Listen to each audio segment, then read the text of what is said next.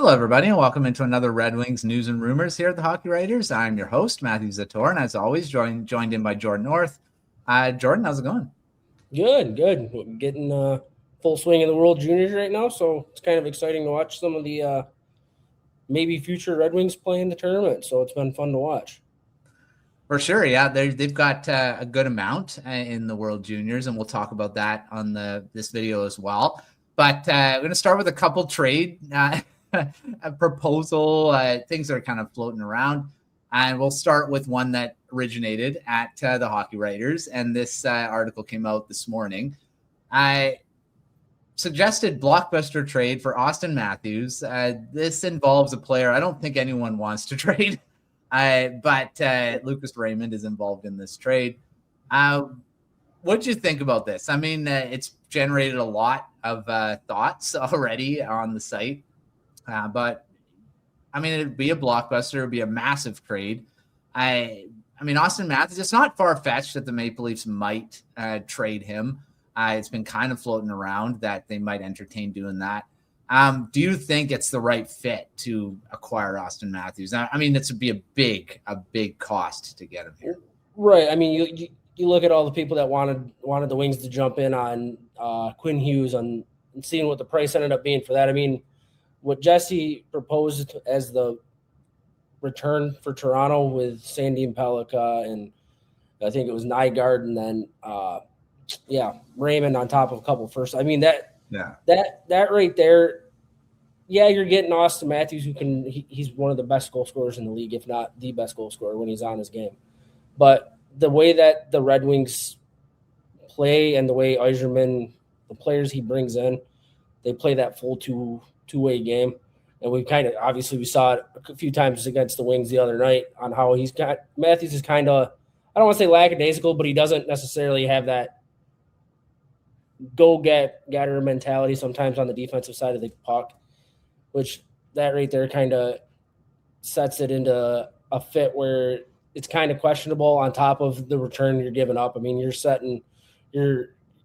getting a prolific goal scorer, but you're setting yourself up to not have a top 4 D man. Your top goal scorer right now in Raymond, obviously tied with the Brinket, and then Nygard, who's supposed to be part of your future for the next hopefully 10 or so years and extra picks.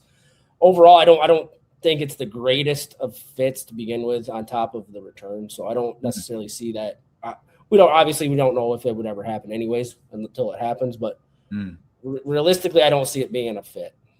No, I mean, and I agree. I mean, I think Lucas Raymond being in there, that's a massive. I mean, Matthews is older. Raymond's way younger. I mean, he's a guy that's just hitting and he hasn't even really hit his prime yet. And he's starting. He could be. I don't know. I could even suggest he might even end up being better than Matthews in his prime. Maybe not the goal scoring aspect. Like, I don't think he's ever going to be approaching 70 goals or anything like that. Right. But I don't think Matthews is going to approach it again either. I think it was just that one great year. But he's primarily 50 goals, 40, 50 goals. And I mean, I'm not saying, Raymond has already had the 30. I think he could end up being a 40 guy, but I don't see it as a 70. I just think Raymond is a little bit more of a rounded player than Matthews. I wouldn't really want to be giving him up to get just Matthews. And then you add in Sandin-Pellikka, who could end up being a 60, 70-plus point defenseman. And then you've got, Nygard, maybe a great middle six guy that's great all around as well. I just think it's way too much to be giving up for Matthews. Then you add in the first-round picks as well, which who knows what those pan out to be. And the Red Wings have done really well with their first-round picks lately, so they end up probably being a pretty good player. So, I mean, I think in the end, it's such a big – I think it's way onto the Maple Leafs side than the Red Wings, as much as, Matthews is a great player. He is one of the best goal scorers in the league. But I think there's just it's just too much. And you're looking at Matthews he might actually has plateaued already. And he might actually end up going down, and he has in the last couple seasons. Health has really been involved in that too. So, I mean, in the end, I don't think it's a right fit. I'm not just the fit, but the cost you're going to have to give up. I don't know if this would be something that that Yzerman would actually entertain, or what other teams. If this is the cost for Matthews, I don't know what other teams would be looking at. That's a big return. All right. Well, looking at let's move to one that was brought up by an insider as well, and this is Justin Faulk to the Red Wings. I mean, he's had a great year, great seasons with the St. Louis Blues, one of their best defensemen. What do you think? I mean, we've talked about defensemen coming to the Red Wings. Maybe they need an upgrade in the top four. Do you think Faulk would be a fit in Detroit? Yeah, I mean, he more realistic than some other options. Yeah, I think that would be a good fit because, I mean, not only he can chip in offensively, but he's also got that defensive mindset too that can help out a guy like an Albert Johansson on the bottom if he plays bottom pair minutes, or you can even shuffle him around. You can shuffle him wherever you'd want to. I mean, he's got the capability of playing wherever. I mean, 33 years old. He's got the playoff experience too from being in St. Louis. He brings a little bit more of that stability to the back end. I think that would, if things worked out and Yzerman's got the history with the Blues with Fabry and Husso, and granted the Husso didn't work out the greatest for the Wings, but nonetheless, I think bringing Faulk in would be a smart move and would be a good fit for the team just because of, like I said, that defensive game that he plays mixed in with the fact that he's got that veteran presence back there. Obviously you got a guy like Sherratt, but you can never have too much experience back there, especially if you're trying to get to a playoff run. For sure. What would you be willing to give up for him? I mean, it's something that would a first-round pick be involved in this? I mean, he's a guy that, he is on the older side, but I think he would probably be in that range.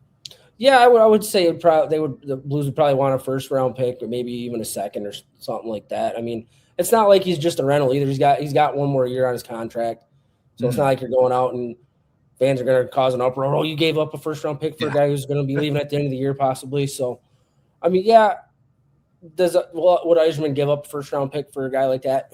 Who knows? He likes his draft picks too. So, I mean, it all just boils down to the cost. If it's a first, maybe not. If it's a second maybe. I don't see why not. I mean, you've got a good system with your pipeline. Can you afford to give up a draft pick? Probably. Especially if it's going to help you get to that spot you're trying to get to. We all know everybody wants him in the playoffs, but Yzerman's made it known he's not going to make a move just to make a move to get him to the playoffs. He wants to make him a deep contender, not just in the first round and out in 4 or 5 games. Yeah. So. Yeah, for sure. I mean, I think this year might be the first year where you're looking at definitely the Red Wings being buyers at the trade deadline because they are tied for first in the Eastern Conference as of this recording with the Carolina Hurricanes. And I mean, that's something where maybe you can start kind of looking that they will make the playoffs. It's not like if, it's when now. And I think we're at this point where, I mean, anything can happen. I mean, losing streaks. You look at the Buffalo Sabres, they're back into a playoff around the conversation when everyone thought, yeah, they're completely done. But you get onto a winning streak, and all of a sudden you're in the conversation. That could also happen. You on a long losing streak, and now you're back in the wild card. And that can happen, it seems like, this season because it's very tight. I mean, yes, they're first or tied for first in the East, but the point spread between first and eighth is actually not wide, not like in the West with Colorado right now. Right.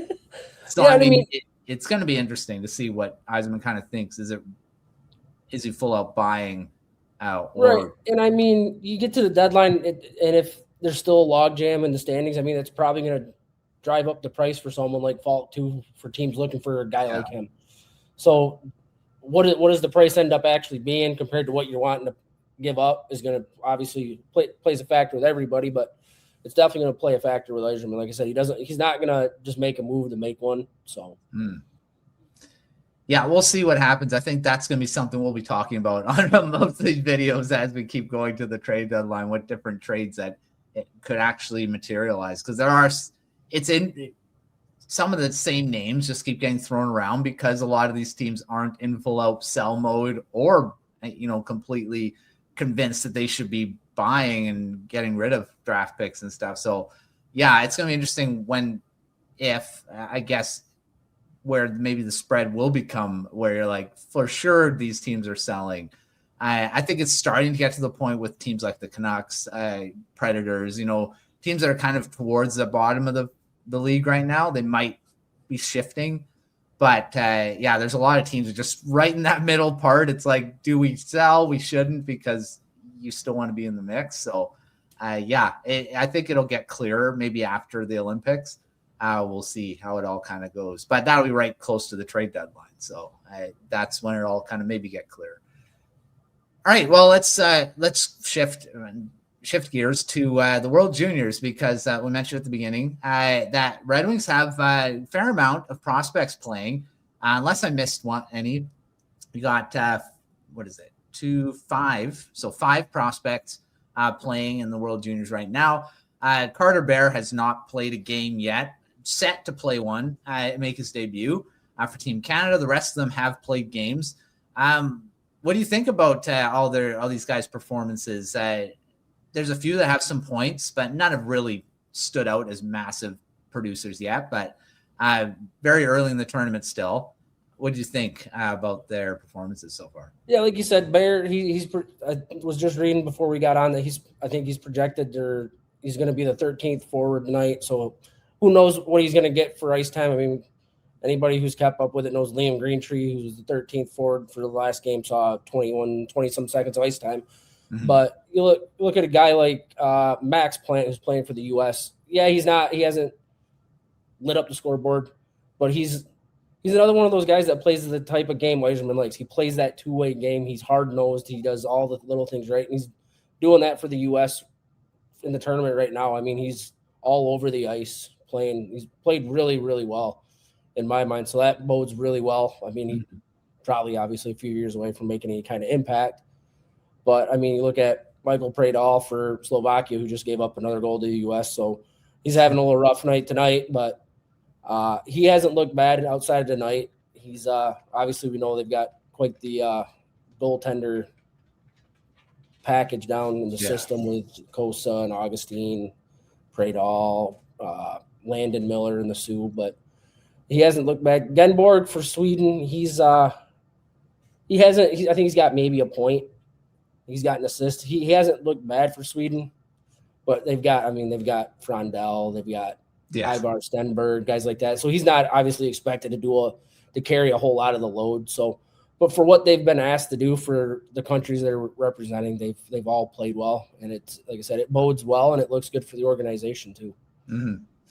Yeah, I mean, having a multiple amount of prospects in the World Juniors is always good. And you're looking at some teams like the Blue Jackets surprisingly don't have anyone playing in the tournament, which, I mean, Blue Jackets have a pretty good prospect system. Maybe not anymore. They're all the guys are playing in the NHL now. So, I mean, or in the AHL. I'm too old for this tournament. So we'll see. I think the Red Wings it shows that they have a good system with how many guys they have in it. And I mean, not all of them are showcased as big roles for the teams, but Max Plante we all know what he's done in the NCAA. He's one of the best players there. And I think he scored in the first game, but that's all he's done. So, I mean, but still, it has looked really good. I mean, he might score in the game that's going on right now, but he hasn't yet. But lots of good performances so far, even though they're not, off the charts, headline worthy, but they're playing well. All right, let's finish off because our next video will be after the new year.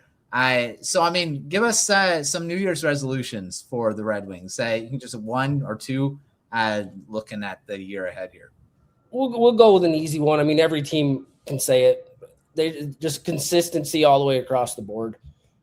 Lately, obviously, you've been seeing more of the bottom six starting to chip in, but just widespread, top to bottom, whether it's all at once or guys filling in the roles when they're needed to, like Leonard has lately, or Van Riemsdyk stepping up earlier.